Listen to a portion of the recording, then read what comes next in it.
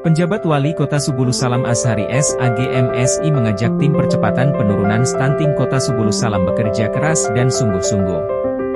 Hal tersebut dikatakannya saat memberikan statement penutup pada rapat koordinasi penanganan penurunan stunting Kota Subulu Salam bertempat di Aula Bapeda Kota Subulu Salam, Selasa, 15 Juli 2024. Menurutnya kerja keras dengan didasari keikhlasan semua hal bisa diselesaikan. Diakuinya dengan kondisi keuangan daerah yang minus bukan menjadi halangan untuk terus bekerja dalam menurunkan stunting di Kota Subulu Salam.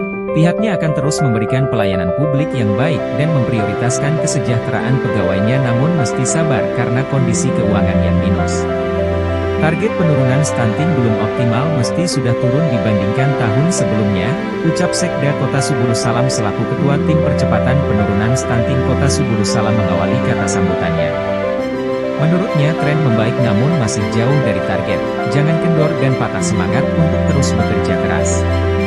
Ia pun meminta kepada SKPK terkait untuk membangun kerja yang baik. Untuk itu ia meminta kepada pihak DP3AKB selaku pihak yang diberi kewenangan menjadi koordinator di daerah untuk mengevaluasi dan membangun komunikasi yang baik antar lintas sektor dalam penanganan stunting.